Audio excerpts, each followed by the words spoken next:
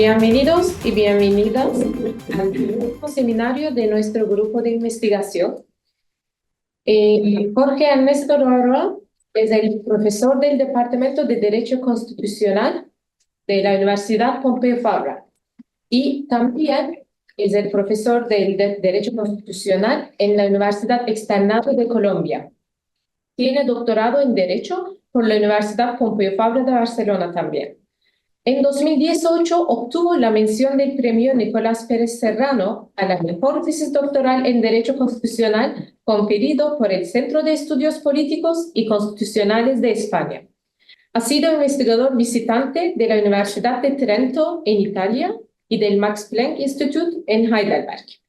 Es profesor invitado de distintas universidades, tanto en Europa como en América Latina.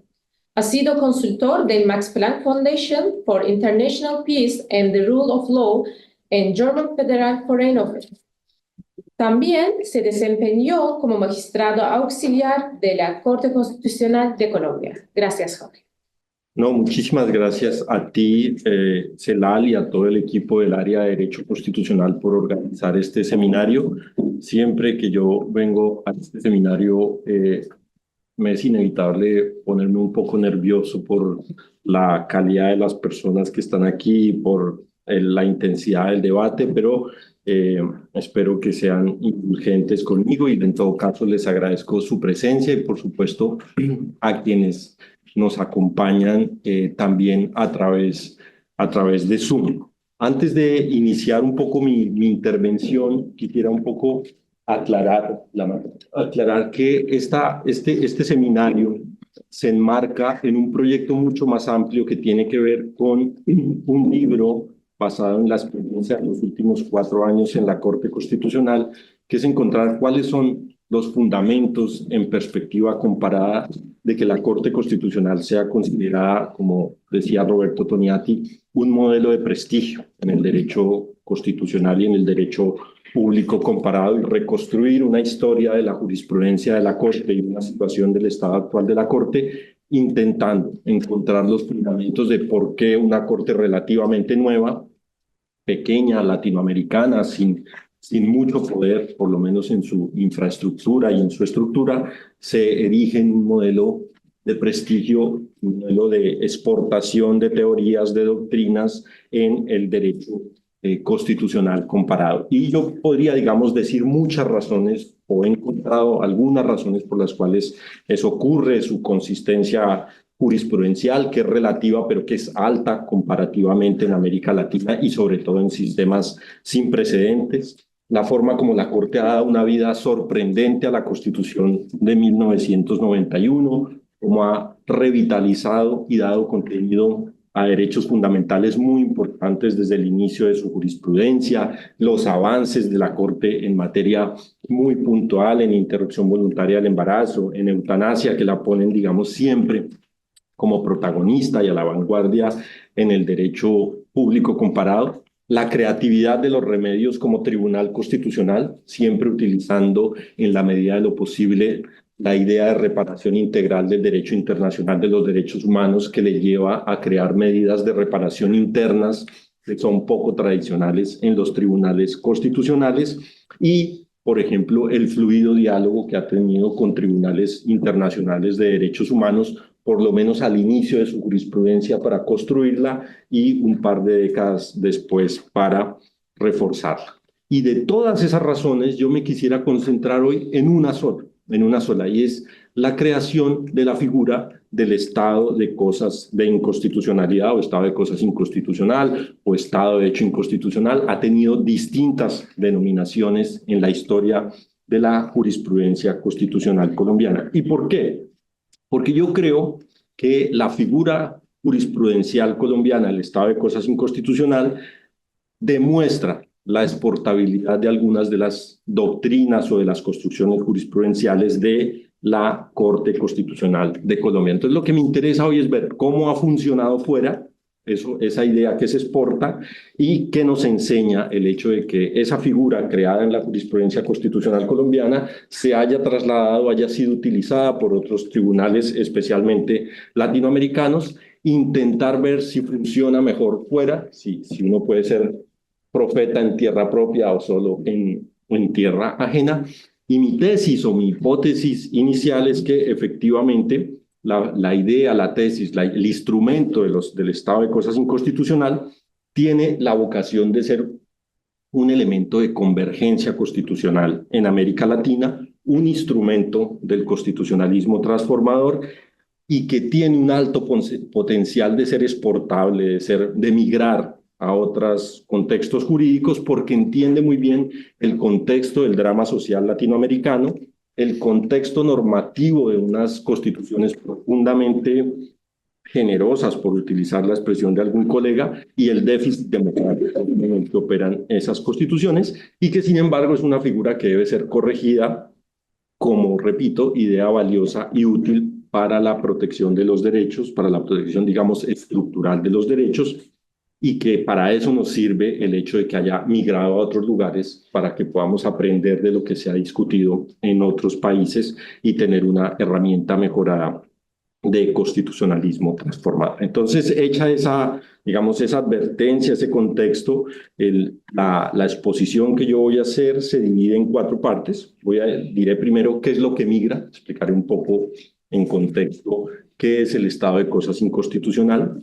a dónde migra, digamos rápidamente a dónde ha migrado, cuál ha sido la deliberación que ha habido en el origen de esta figura, es decir, qué se ha debatido en Colombia sobre el estado de cosas inconstitucional y qué desarrollos, ¿no? Como que cuando llega al molde, qué desarrollos y qué debates suscita en otros contextos.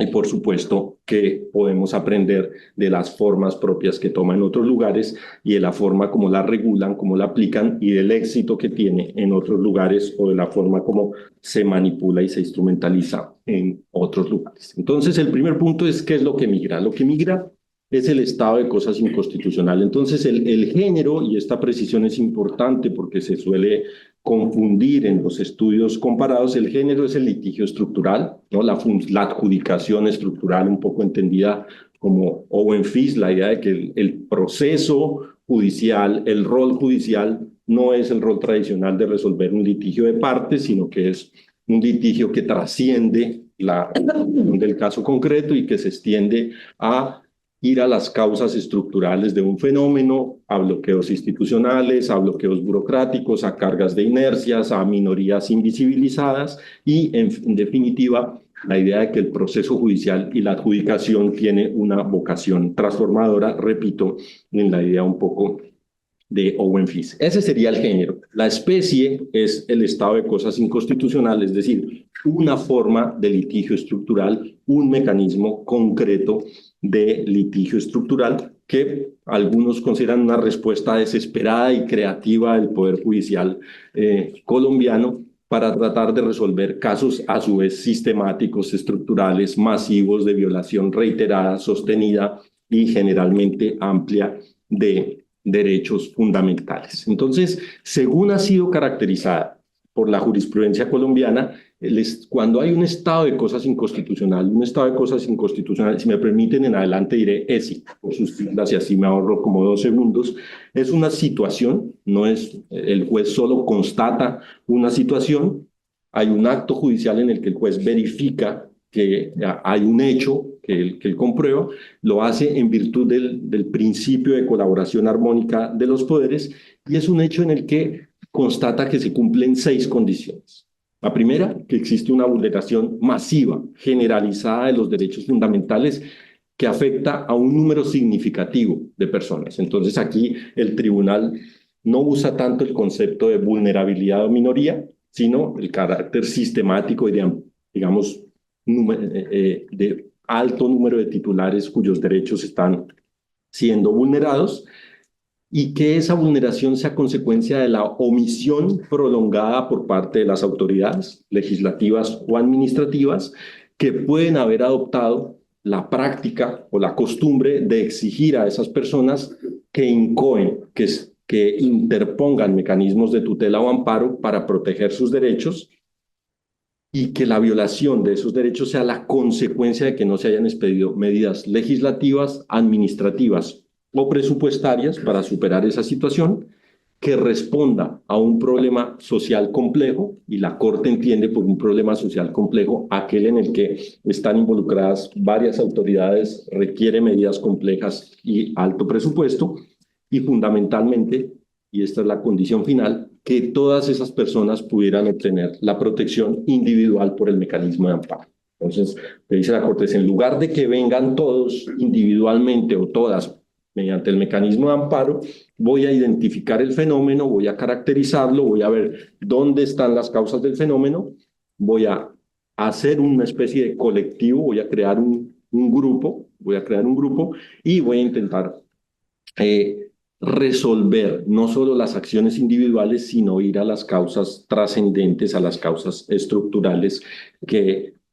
dieron origen a esa violación masiva, sistemática y generalizada de los derechos. Recientemente la Corte ha dicho que todos estos factores no son sino indicativos, que no es necesario que sean concurrentes, que se podría prescindir de alguno o que se podría agregar alguno más. No dejó claro muy bien de cuáles se podría prescindir, pero digamos lo ha dicho.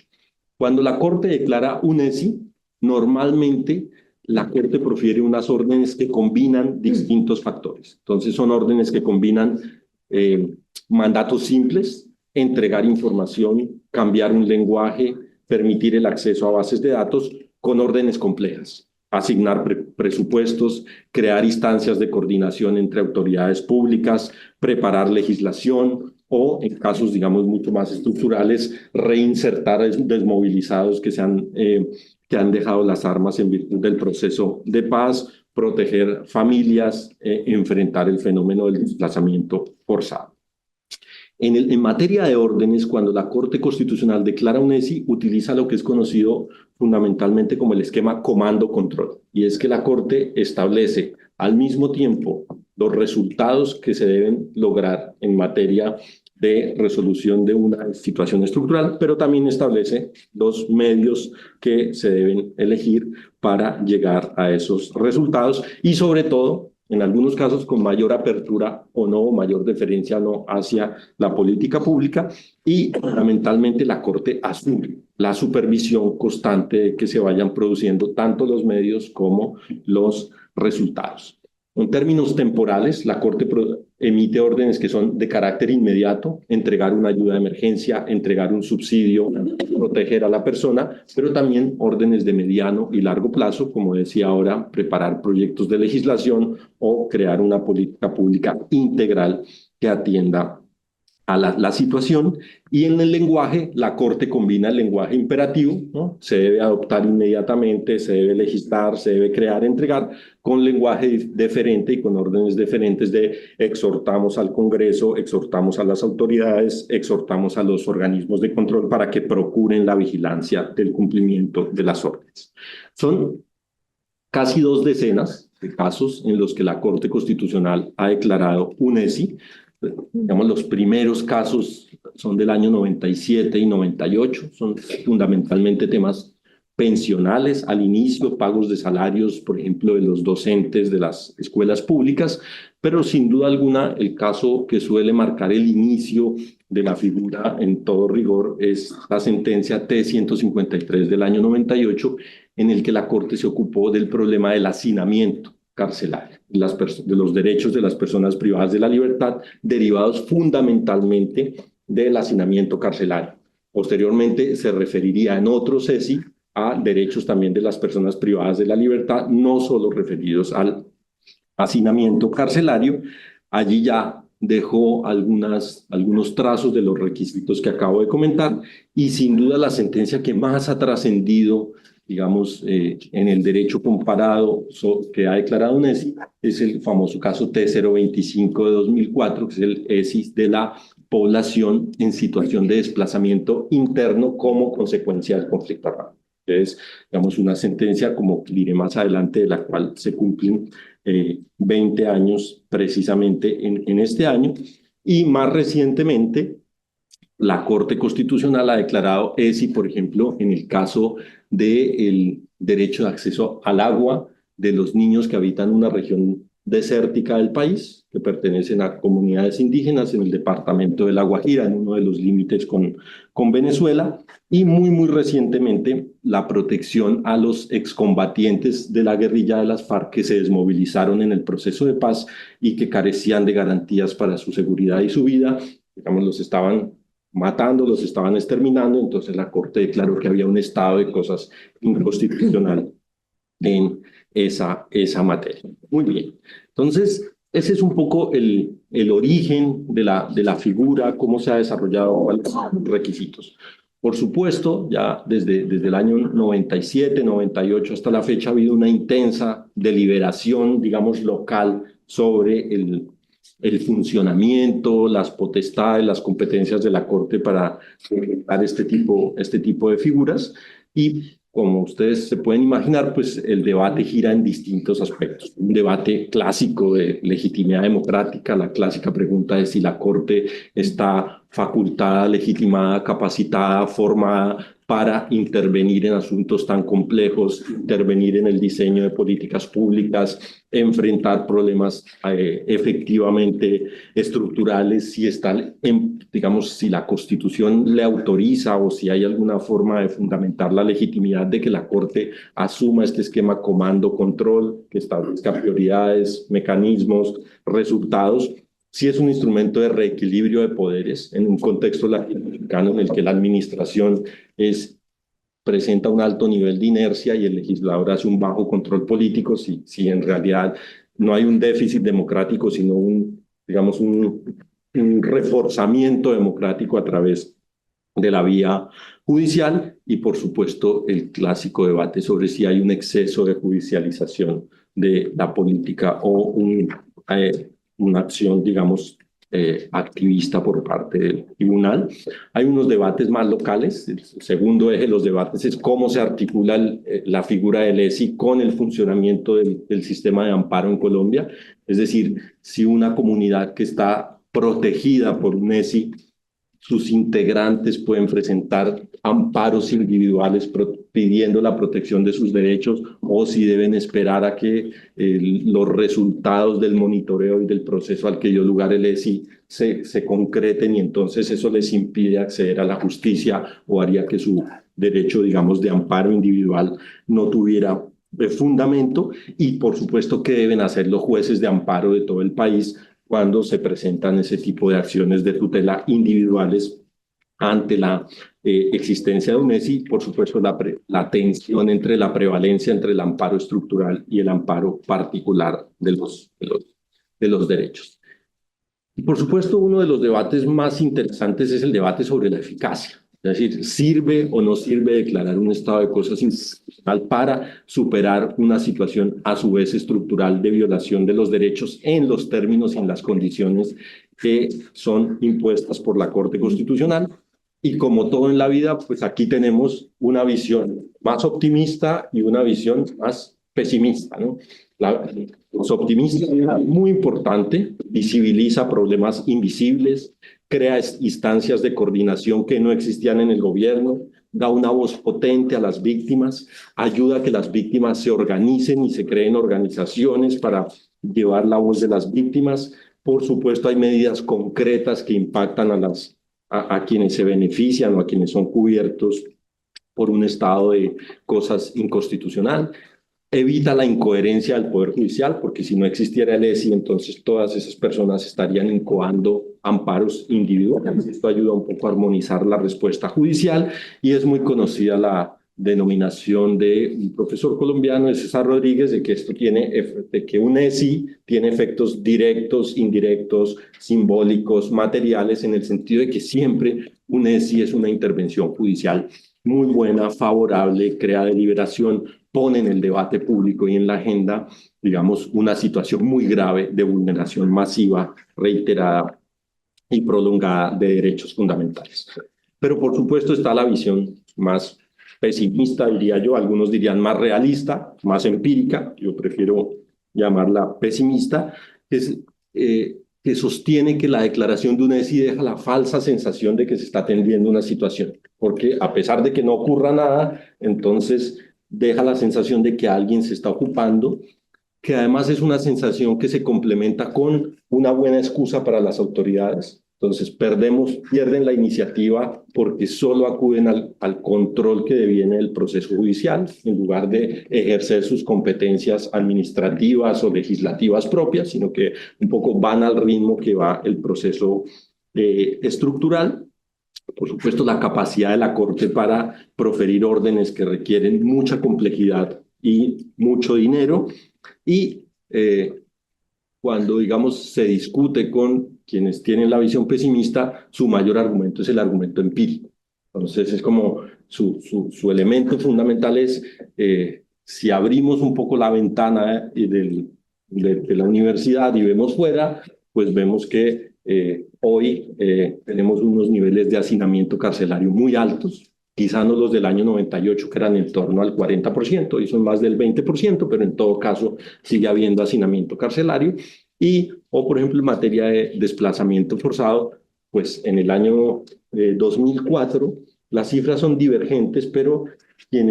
la cifra que más, digamos, genera consenso es que en el año 2004 había 3.300.000 desplazados en Colombia, hoy tenemos 8,5 millones de desplazados internos. Entonces el argumento empírico en contra de los CESI lo que diría es, si usted mira un poco lo que ocurre fuera de la Corte y fuera de las universidades, y mira un poco la realidad, pues a pesar del ESI, el fenómeno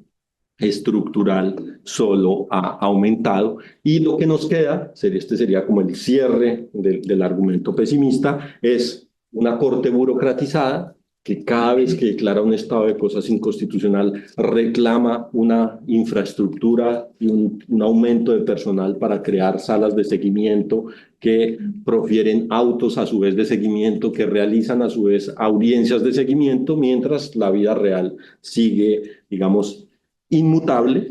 Y, por supuesto, más recientemente se ha criticado la forma como la Corte Constitucional ha bloqueado intentos del Poder Ejecutivo de enfrentar con medidas de emergencia algunas de las situaciones que tienen que ver con estados de cosas inconstitucionales, especialmente la declaratoria de inconstitucionalidad de un estado de emergencia, un estado de excepción declarado por el presidente Petro en relación con la provisión de agua y los derechos de la población que habita la frontera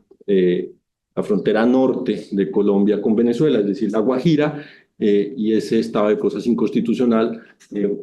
ese estado de excepción se declaró inconstitucional por la Corte, con un argumento muy técnico relacionado con lo que la Corte llama el supuesto fáctico, que es la necesidad de demostrar que en realidad la situación era imprevisible. La Corte dice, mire, si tenemos un estado de cosas inconstitucional, que es estructural, que es histórico, usted no puede solucionarlo con una medida de emergencia que está preparada precisamente para cuando ocurren cosas nuevas para las cuales no estábamos preparados y se supone no teníamos conocimiento. Digamos que el argumento técnico no es del todo descabellado, es un muy buen argumento técnico. Lo que ocurre es que, visto en perspectiva, lo que se dice es, bueno, si el Ejecutivo quiere tomar medidas muy fuertes con sus máximos poderes de emergencia para enfrentar la situación que dio origen al ESI, de pronto la Corte debería ser más deferente con esa declaratoria de estado de emergencia y permitir que el Ejecutivo adoptara por esa vía algunas de las medidas, por ejemplo, que la Corte ha ordenado en el ESI en relación con la situación de esa población para superar por lo menos parcialmente algunas de los déficits de protección de los derechos. Entonces, hay una crítica más reciente a cómo se articula la jurisprudencia de la Corte en materia de constitucionalidad con su jurisprudencia en materia de estado de cosas inconstitucionales. Entonces, esa sería la deliberación interna. ¿A dónde ha migrado esta figura? Digamos, uso esa expresión de interacción judicial transnacional, un poco bajo la idea de qué tribunales recurren al mismo mecanismo o a un mecanismo parecido. Voy a usar sobre todo los ejemplos de los tribunales que han utilizado el mismo mecanismo y la misma denominación. Y la misma denominación es de cosas inconstitucionales. Es uno de los países a los que ha migrado con mayor, digamos, con mayor efecto espejo la idea del estado de cosas inconstitucional es a Brasil. Brasil, desde luego, tiene una tradición muy fuerte de litigio estructural, pero desde el año 2015 adoptó en alguno de sus casos, más concretamente en la denominada ADPF 347 de 2015, la denominación de estado de cosas inconstitucional para la atención de la población privada de la libertad, de las cárceles. Entonces, ahí hay un elemento en común en la jurisprudencia constitucional y la brasilera. En el caso de Brasil se exige para que se declare un ESI que haya una violación masiva y grave de derechos, que haya una omisión reiterada de múltiples autoridades, que sea un problema estructural, que la solución sea compleja y que requiera la acción coordinada de los tres poderes. Y como el Supremo Tribunal Federal entendió que en el caso de las personas privadas de la libertad se cumplían esas condiciones, declaró entonces un estado de cosas inconstitucional en materia de personas privadas de la libertad, fundamentalmente ordenando la liberación de recursos para mejorar las condiciones de las personas privadas de la libertad y la ampliación de los cupos dentro de los establecimientos carcelarios. Y el segundo caso que es importante en el que en Brasil se ha declarado un estado de cosas constitucional es en la limitación, en la necesidad de limitar la violencia policial que se ejercía o que se ejerce y se ejercía en las favelas en Río de Janeiro, especialmente durante la pandemia. Las operaciones de la policía en las favelas son tradicionalmente conocidas por el alto nivel de violencia, es decir, pasa prácticamente un conflicto armado interno de alto nivel. Entonces, se declaró un estado de cosas inconstitucional por el uso excesivo de la fuerza y profiriendo unas órdenes estructurales de buscar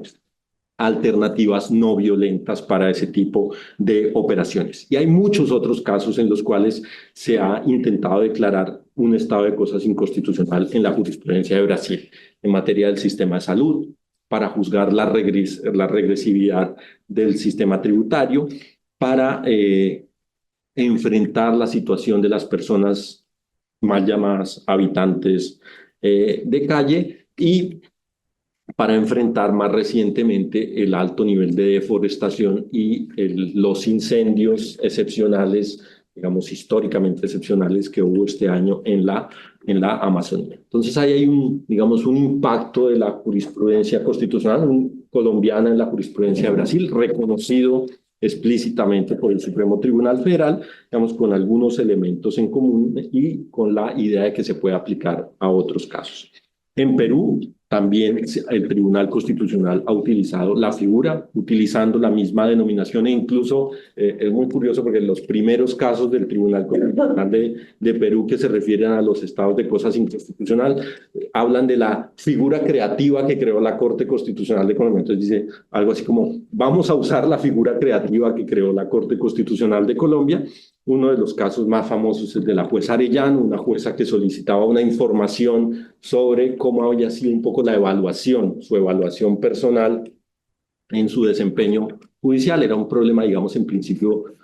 menos dramático que los que vengo comentando. Lo que ocurre es que el Tribunal Constitucional entendió que la situación de la jueza Arellano, a quien no se le entregaba información transparente sobre cómo había sido el proceso de su evaluación de desempeño, quién la evaluaba, qué decía el informe, en fin, entendió que muchas personas en el Poder Judicial se encontraban en la misma situación y debido a que el Tribunal Constitucional peruano entiende que los efectos de su sentencia solo pueden ser o interpartes o erga omnes y no tiene una doctrina de modulación de efectos de las sentencias que le permita extenderlos a quienes estén en la misma situación o a colectivos semejantes, lo que la jurisprudencia colombiana llama interpares o intercommunis. Entonces el mecanismo que utilizó para ampliar los efectos de la sentencia y decir, vamos a beneficiar con esta decisión no solo a la jueza Arellano, sino a todas las personas que se encuentren en la misma situación, fue la declaratoria de un estado de cosas inconstitucional con los mismos requisitos, una violación generalizada, un acto único, un conjunto, que la decisión sea extensible a personas ajenas al proceso y que la violación de derechos se deba a una mala interpretación de la ley o a una falta de acto normativo en el sistema interno. Y hay algunos otros casos en los que en Perú se ha declarado, de nuevo, otro elemento en común con Colombia, en un caso de dos salarios de docentes, el Tribunal Constitucional se refiere nuevamente a el estado de cosas inconstitucional y en un caso pensional. Y finalmente, en Ecuador. En Ecuador, recientemente, hace un par de años, hace 3 años, la Corte Constitucional ecuatoriana profirió una sentencia estructural sobre la situación de las personas privadas de la libertad en el marco de un proceso de habeas corpus que se denominó habeas corpus correctivo. La Corte Constitucional ecuatoriana entendió que el habeas corpus tiene como dos sentidos, ¿no? El sentido más clásico que conocemos, ¿no? De control de legalidad de la detención y potencial liberación, y encontró una especie de habeas corpus correctivo, que es verificar las condiciones en las cuales la persona se encuentra durante la detención. Decretó, digamos, una sentencia estructural muy completa con la jurisprudencia interamericana, ordenando, digamos, sentencias en clave estructural, y aunque la decisión no usa la expresión estado de cosas inconstitucional, digamos, es claro que lo que se está decretando es un estado de cosas inconstitucional, y de hecho uno de los jueces de la Corte, que ya no está en la Corte, Ramiro Ávila, dice, mire, materialmente lo que estamos declarando aquí es un estado de cosas inconstitucional, como lo ha hecho la Corte Constitucional. Entonces, no quiero ser exhaustivo también por razones de tiempo, pero digamos, la conclusión es, aquí hay una migración constitucional de una idea con unos puntos en común y con unos caminos propios que puedo ampliar. Y quiero cerrar un poco con cuáles han sido los debates en destino, es decir, allí donde migró y que quizá no han sido pensados en Colombia o no hemos desarrollado suficientemente en Colombia y de los cuales podríamos aprender. Hay uno, por supuesto, que no se ha desarrollado en Colombia suficientemente, y es el rol de las autoridades locales en los CESI, y si la idea de que un tribunal central declare un estado de cosas inconstitucional viola las competencias de las entidades autónomas de los estados. Es un debate en el que nosotros no hemos entrado, pero que en Brasil es relevante por la forma de Estado, y en Colombia no solo la forma unitaria, sino el excesivo centralismo histórico del país. Es un debate relativamente, digamos, ajeno al contexto colombiano y muy importante en Brasil. El segundo es la igualdad en los CESI. ¿A qué se refiere? La idea fundamental es que prácticamente todas nuestras sociedades latinoamericanas están en un permanente estado de cosas inconstitucional generalizado, no focalizado, sino generalizado. Entonces la pregunta es si hay unas agendas coyunturales que logran la declaratoria de UNESI, mientras que otras se quedan fuera, si hay unas agendas que dominan la agenda de la Corte, mientras que otras están fuera, y qué drama deben priorizar los tribunales, porque no hay un ESI en materia de niños, niñas, adolescentes, de adultos mayores, un cumplimiento de las sentencias interamericanas, en fin, el debate, digamos, no quiero entrar en el detalle, pero el punto fundamental es si no habría razones para que otros grupos que están en situaciones igualmente dramáticas fueran objeto de protección a través de un ESI. Un tercer debate muy importante es si el Congreso, si el legislador puede regular procesalmente el estado de cosas inconstitucional. No en el sentido de que tenga la competencia o no, sino que lo que ocurre, y esta es una proyección muy interesante en Brasil, es que la reacción del Poder Legislativo es, bueno, si el tribunal está declarando estado de cosas inconstitucional, vamos a regular lo que el tribunal puede o no puede hacer mediante estado de cosas inconstitucional. Que es muy interesante porque por una parte era una competencia autoatribuida a los jueces, pero el Parlamento se decide a regularla, y entonces con esto un poco la legitima, digamos, da cierto refuerzo a una práctica que en otro momento defendíamos como autonomía de la Corte, como, en fin, hay buenos argumentos para defenderla, pero aquí hay un espaldarazo, digamos, del legislador. Pero también hay quien se pregunta, bueno, ¿y qué tal si en lugar de declarar el ESI no hace las políticas públicas que se requieren para superar los estados de cosas inconstitucionales? Un cuarto debate es si los CESI son monopolios de los tribunales de los tribunales de cielo, o si los tribunales de instancia, ¿no? Si puede haber un tribunal, un órgano judicial local, regional, o un tribunal que no sea necesariamente la Corte Suprema, la Corte Constitucional, puede dar estado de cosas inconstitucional. Ese debate es muy importante en Perú, que ha habido tribunales distintos al Tribunal Constitucional que han querido decretar estados de cosas inconstitucional, paradójicamente, digamos, traicionando la figura a favor de empresas mineras, en fin. Entonces, por eso el debate ha sido todavía más interesante.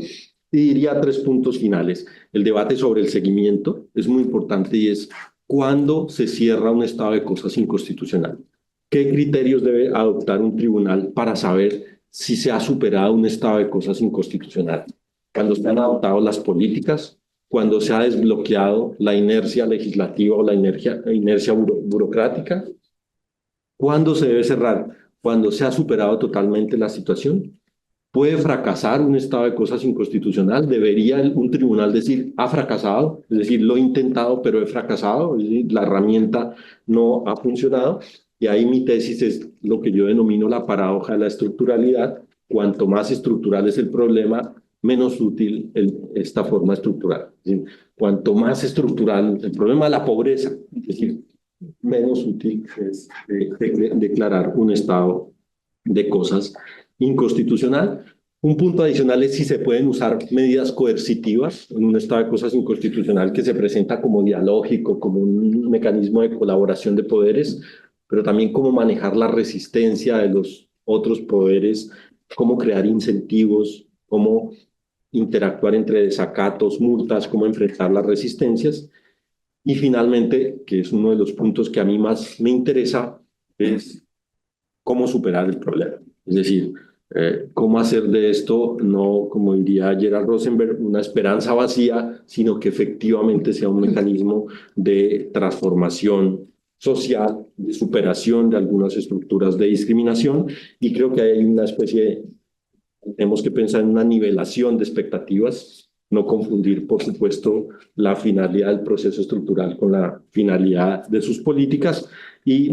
pensar que la idea de los CESI no es maximalista, sino un poco minimalista en el sentido de iniciar la deliberación. Entonces, concluiría diciendo que tenemos aquí una figura que pues muestra una interacción judicial transformadora, prometedora y muy problemática en América Latina, que aspira, como ya decía, a responder a dramas sistémicos, que tiene un potencial de expansión latinoamericano y fuera de América Latina muy alto y a la cual tenemos que dar una lectura contextual sobre nuestros jueces en la democracia y sobre todo el rol que tienen nuestros jueces ante el desespero de los dramas sociales que enfrentamos y por eso es que esta figura me parece interesante.